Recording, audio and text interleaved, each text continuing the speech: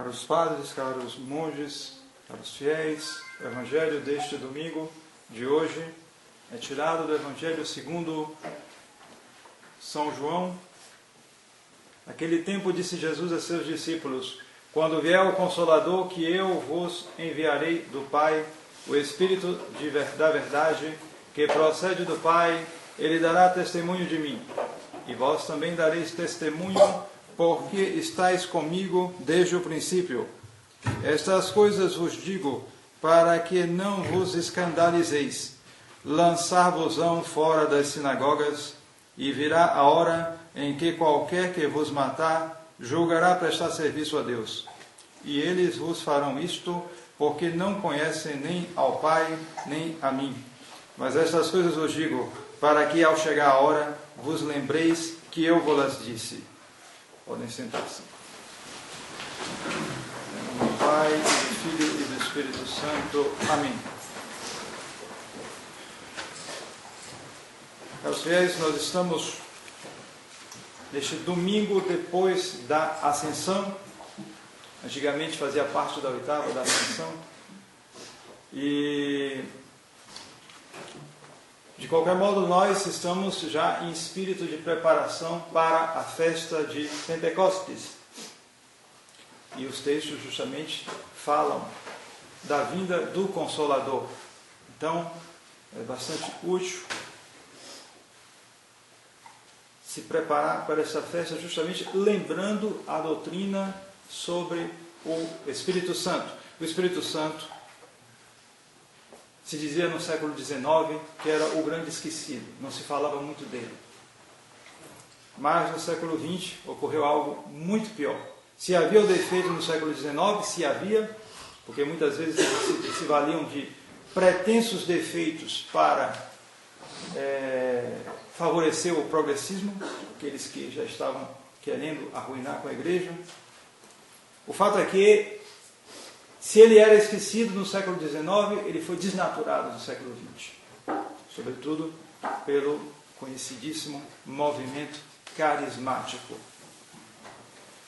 Pois bem, então, é oportuno, é necessário lembrarmos a doutrina do Espírito Santo. Nós dizemos no credo, creio no Espírito Santo. Mas o que é verdadeiramente o Espírito Santo? O Espírito, no sentido geral da palavra, é tudo aquilo que não tem matéria ou justamente age de maneira independente da matéria. Ora, isso cabe de maneira especialíssima a Deus.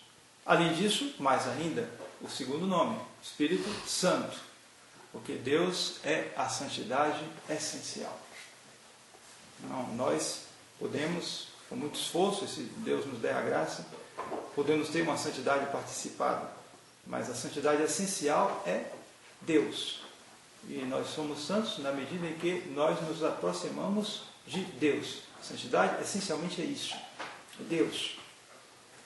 Portanto, o nome convém especialmente a Deus, Espírito Santo.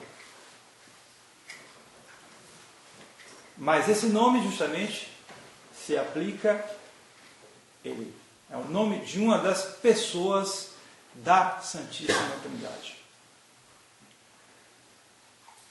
Ou seja, em Deus há esta coisa extraordinária, única, esse mistério insondável, ou seja, que há três pessoas em Deus. Todas essas três pessoas são Deus, mas uma se distingue da outra.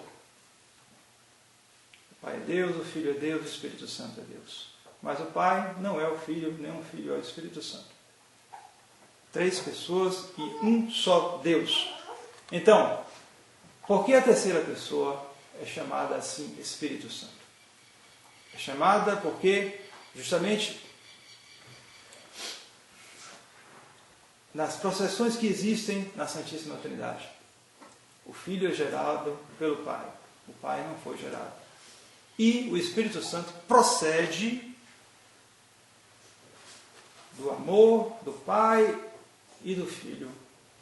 O Espírito Santo é um amor substancial de um e de outro. Procede do Pai e do Filho.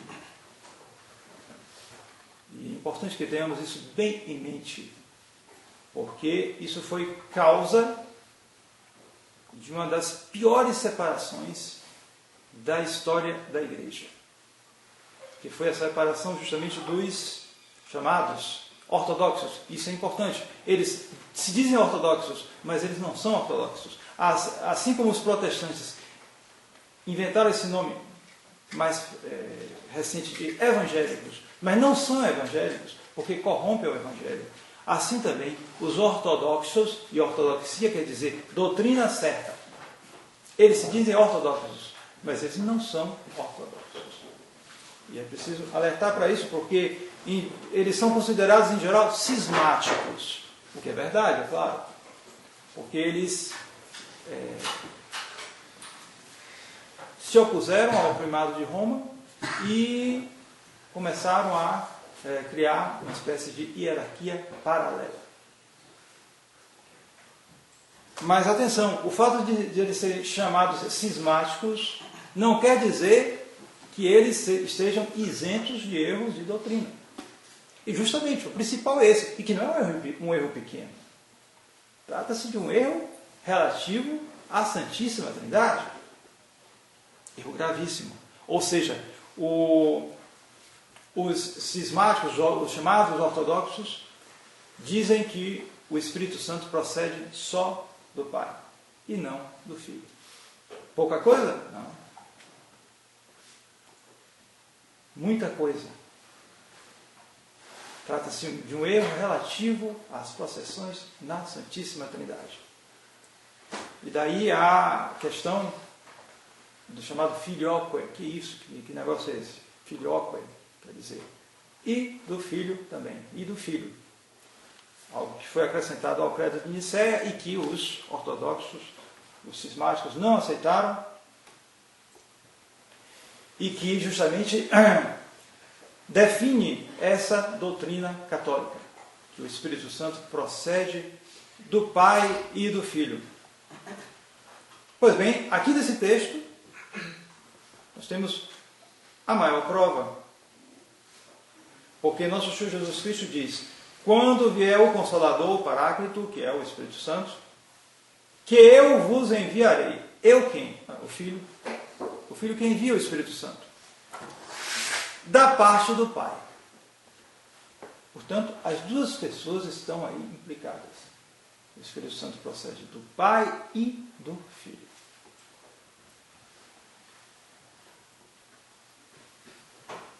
E nosso Senhor permitiu justamente que, por causa dessas querelas e muitas outras que os orientais faziam, eles foram se separando da Igreja Católica, às vezes tentavam se voltar para a unidade de Roma, sobretudo quando o Império Oriental periclitava. Quando havia problema, eles se voltavam para Roma, quem sabe, com o prestígio do Papa, podiam enviar alguns exércitos naquele tempo, os papas tinham muito prestígio, e podiam enviar alguns exércitos para combater muçulmanos, etc. Então, às vezes houve realmente tentativas, mas a coisa sempre esbarrava, sobretudo, na má vontade dos membros do clero oriental, que com essas questões e outras muitas, não queriam saber de se submeter ao primado romano.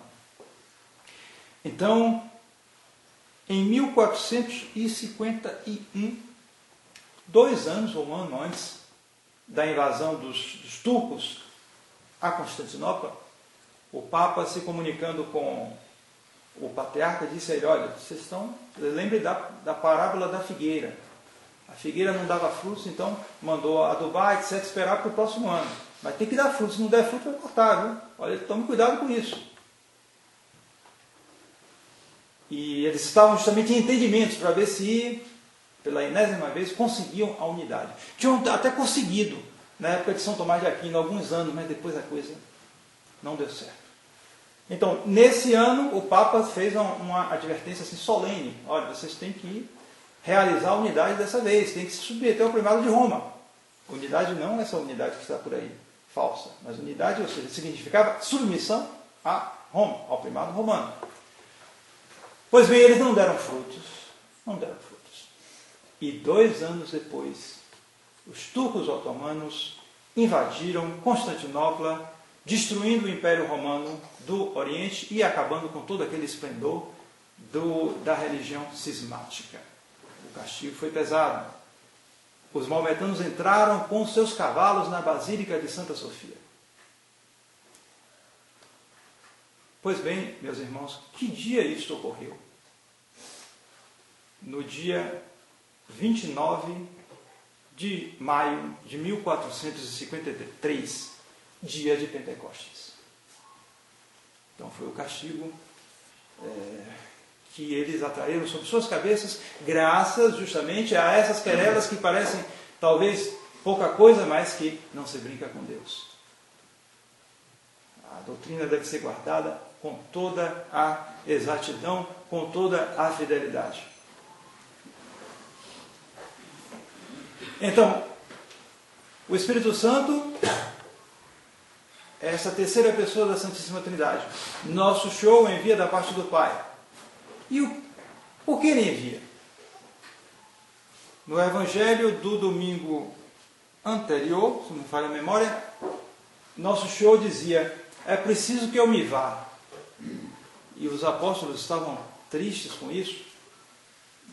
Essa perspectiva, nosso show ia-se embora. Depois de 40 dias aqui na terra, ele partia e eles iam ficar como?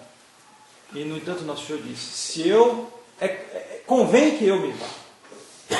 Convém que eu me vá. Não é nenhum capricho. É uma disposição divina. E ele dá um motivo. Porque se eu não for, o Paráclito não virá. Então, trata-se de uma disposição divina. Ao nosso regime, digamos assim, atual, já há 2000 anos, é o regime em que o Espírito Santo é que cuida de nós. Claro, também o Pai e o Filho, mas o Espírito Santo tem uma atribuição especial. A missão dele começou justamente com a fundação da Igreja Católica. Quando o Espírito Santo veio sobre os apóstolos e Maria Santíssima, os discípulos reunidos no dia de Pentecostes. A partir daí, os apóstolos foram transformados. Nosso Senhor não podia transformar os apóstolos? Podia sim, mas era a disposição divina. Por quê? Porque Nosso Senhor encarnado, os que o seguiam estavam ainda muito apegados às aparências sensíveis. E a disposição divina, queiram ou não queiram, é essa: viver do espírito de fé. E a fé é a realidade das coisas que não aparecem. Logo, convinha que nosso Senhor desaparecesse. Ele permanece entre nós, ele está aí. Porém, não visível. É a fé que nos faz. E essa fé é inspirada pelo Espírito Santo. É a atribuição do Espírito Santo. Disposição divina. Submetamos-nos a isto. E daí, o perigo desse carismatismo que faz com que, como se o Espírito Santo estivesse visível. Pronto, aparece toda hora e o pessoal cai para lá e para cá e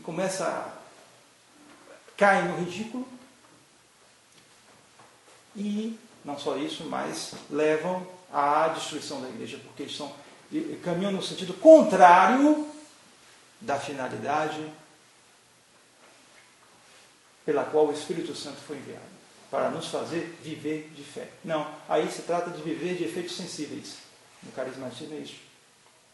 Porque, é verdade, nos primeiros anos houve alguns efeitos especiais, assim, algumas coisas extraordinárias que ocorreram e que, vez ou outra, podem ocorrer na história da igreja. Mas isso é raro. Isto é raro. O chamado dom das línguas, cada um entendia na sua língua. Isso ocorreu depois? Raramente. Com quem? Com São Francisco Xavier.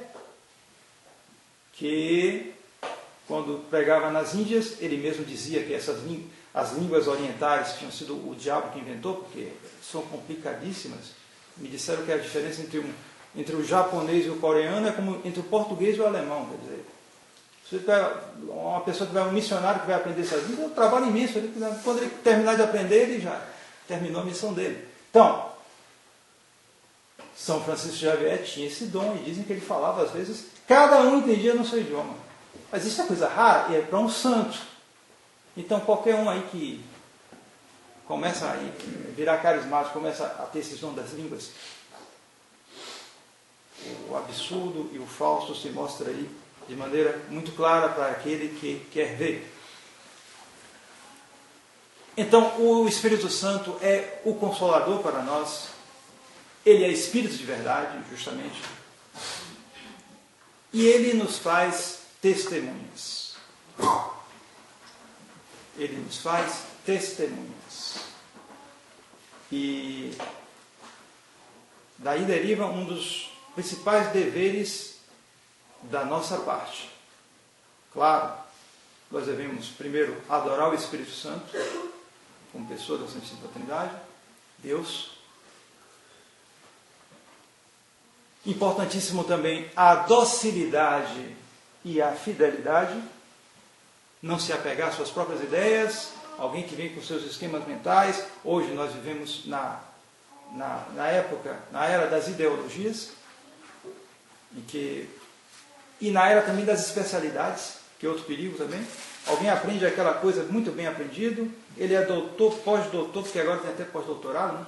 E aprende aquelas coisas todas e passa a enxergar o mundo a partir daquela coisa que ele aprendeu muito bem, que ele tem certeza que é assim, e tudo mais é solicitado a entrar naquele esquema mental dele. Seja lá o que for. Inclusive a revelação divina. E isso pode ocorrer de maneira não muito clara, não muito consciente. E isso justamente corta essa docilidade necessária para seguir as inspirações e os ensinamentos do Espírito Santo. Primeiro, os ensinamentos claros da doutrina, porque quando um Papa define uma verdade, o Espírito Santo o assiste. O Espírito de verdade o assiste. Portanto, apego à doutrina, primeiramente. E depois, também, docilidade ao que o Espírito Santo vai inspirando, mas essa inspiração tem que ser confrontada com a clara evidência que é manifestada na doutrina. É a primeira coisa. Ninguém vai achar que o Espírito Santo me pegou, levou para aqui, para ali, como ficam dizendo por aí esse pessoal. Mas qual é a prova? A prova principal é a conformidade com a doutrina.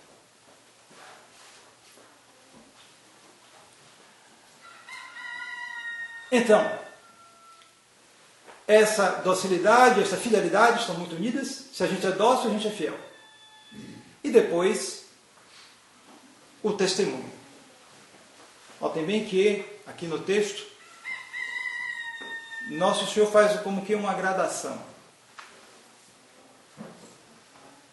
O Espírito Santo, quando ele vier, que eu vos enviarei da parte do Pai, o Espírito de verdade, que procede do Pai, o Espírito Santo dará testemunho de mim.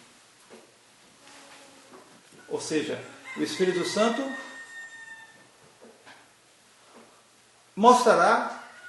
dará a certeza de que a doutrina de Nosso Senhor é a verdadeira. E nos fará, em consequência, confessar esta doutrina. Se alguém não confessa a doutrina de Nosso Senhor, é porque o Espírito Santo, ele resiste ao Espírito Santo. Mesmo que seja só por omissão. Exatamente. O Espírito Santo levará então, notem-me, por exemplo, o comportamento dos apóstolos e dos discípulos. Antes, eles tinham recebido toda a doutrina de Nosso Senhor, mas eles estavam inconstantes. A prova é que Nosso Senhor previu tudo isso aqui para eles, a paixão dele, tudo isso, mas na hora da verdade todo mundo escapuliu, ou quase todo mundo.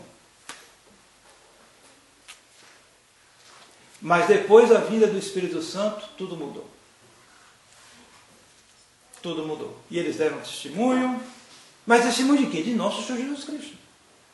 Então, o Espírito Santo deu testemunho de Jesus para os apóstolos. E depois, a gradação. Os apóstolos, diz nosso Senhor. E vós também dareis testemunho, porque estáis comigo desde o princípio. Então, os apóstolos devem dar este testemunho. E nós também. Nós que recebemos a doutrina dos apóstolos, temos esta obrigação de darmos o testemunho de nosso Senhor no mundo. Cada um segundo a sua condição, é claro. Esse testemunho é dado não só pela confissão da fé, às vezes necessária em certas ocasiões, mesmo que nos custe a vida, era o que faziam os mártires. E, sobretudo, normalmente pela nossa própria vida. A nossa vida, para ser testemunho, deve refletir, deve aplicar a doutrina de nosso Senhor Jesus Cristo em nossa vida, custe o que custar. E, portanto, quando alguém luta para manter-se em estado de graça no meio desse mundo perdido, quando alguém resiste às seduções da igreja conciliar, que quer justamente fazer cessar esse testemunho do catolicismo no mundo, porque quer que o catolicismo se adapte a tudo, na verdade quer que se desnature, engolindo, por assim dizer, as máximas do mundo. Quando alguém resiste a isso, ele dá testemunho de nosso Senhor Jesus Cristo. Então, neste domingo, que estamos nos preparando para a festa de Pentecostes, peçamos a nosso Senhor, por intercessão da Santíssima Virgem, que possamos bem entranhar em nós essa necessidade de dar testemunho da doutrina pela nossa vida. Não só por palavras, mas, sobretudo, em nossa vida. Se nossa vida é uma vida em estado de graça e em que se resiste continuamente às pressões, às vezes pressões que não são, às vezes se nota, por exemplo, pessoas que ficam imaginando situações de martírio, ficam até desejando possíveis perseguições sangrentas, lê aqueles relatos dos mártires tão bonitos, né? E ficam imaginando logo, se isso ocorresse comigo, é como se fosse uma válvula de escape. Alguém pega um pagão, bota uma espada no seu pescoço, como é? Entrega, nega Jesus Cristo ou morre? Não, eu morro. E pronto. Fácil, né? Um golpe só, pronto. Mas a vida toda, ouvindo os comentários dos amigos mundanos, fulano, por que vive desse jeito? Não pode também ser assim, não. Ou das amigas, fulano, se veste como uma velha, e por aí vai. A vida toda vivendo assim, eis aí um bom testemunho, e para a maioria das pessoas é o que nosso Senhor quer. Mesmo porque os mártires, antes de passarem pelo fio da espada, a grande parte deles passaram também pelos escárnios, pelas observações ruins, etc. Eles, não se esqueçam que os mártires, por exemplo, do mundo romano, eles estavam no meio de uma sociedade extremamente corrompida. Então, eles tinham que também passar por essas mesmas coisas. Então, é disposição divina. Vivamos o espírito de fé e resistamos ao espírito do mundo. Em nome do Pai, e do Filho, e do Espírito Santo. Amém.